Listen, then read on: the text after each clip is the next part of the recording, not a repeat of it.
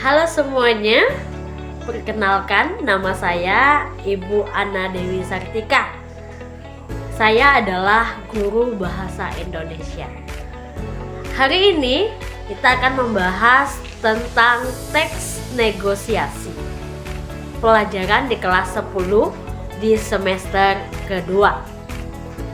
Ya, di dalam kehidupan kita sehari-hari tanpa kita sadari, ternyata kita sering loh melakukan negosiasi.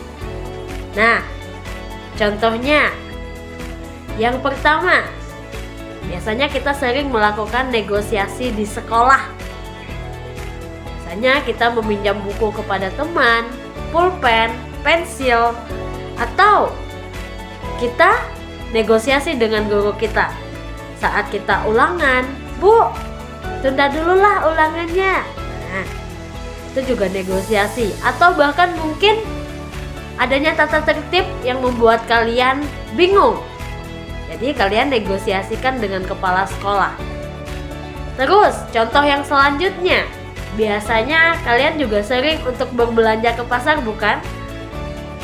Biasanya kalian membeli sepatu, tas, buku, sembako, sayur-sayur, atau mungkin membeli yang lainnya.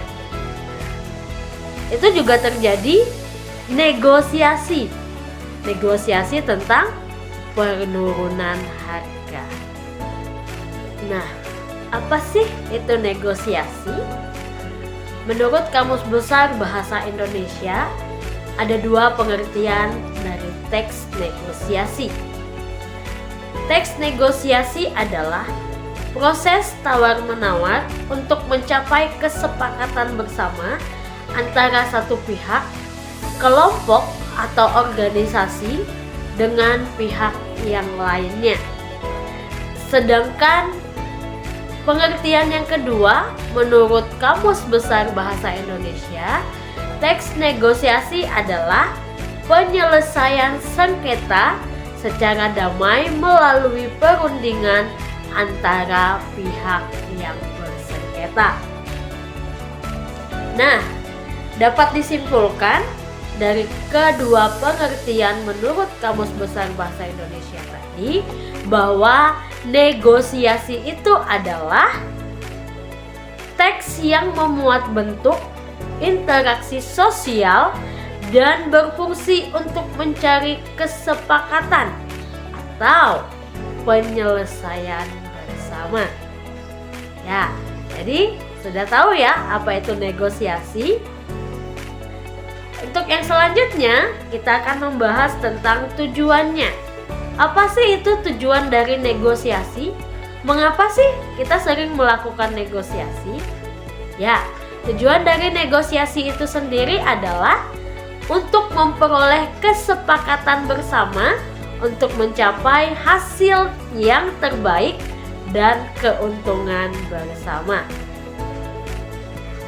Sedangkan untuk unsur teks dari negosiasi ada 4. Yang pertama, negosiasi itu harus memiliki partisipan atau pihak yang terlibat di dalam negosiasi.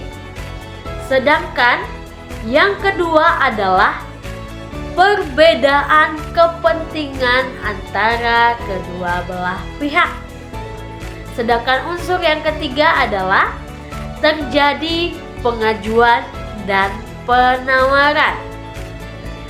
Sedangkan unsur yang keempat adalah menghasilkan persetujuan dan kesepakatan.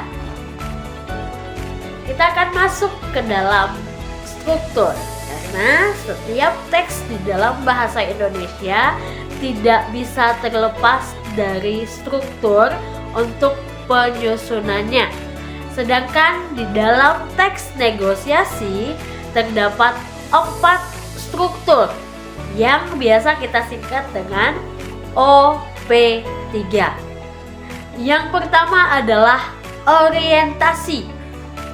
Orientasi adalah yang berisi pembukaan atau awalan sebuah negosiasi.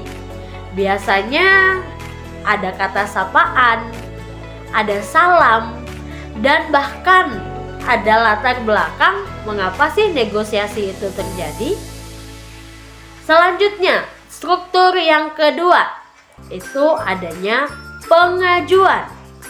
Pengajuan berisi tentang permintaan dari salah satu pihak mengenai permasalahan yang dihadapi dan ingin diselesaikan.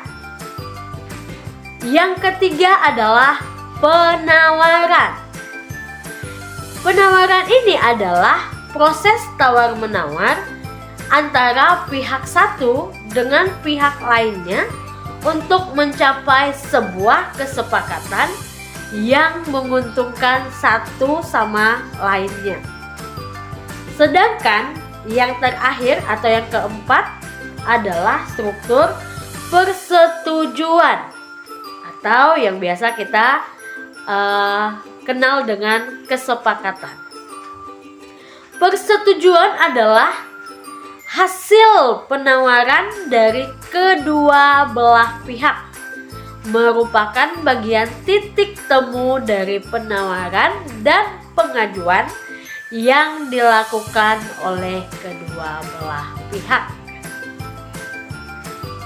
Ya, itu tadi sekilas mengenai pengertian, tujuan, unsur teks negosiasi, serta dengan struktur teks negosiasi.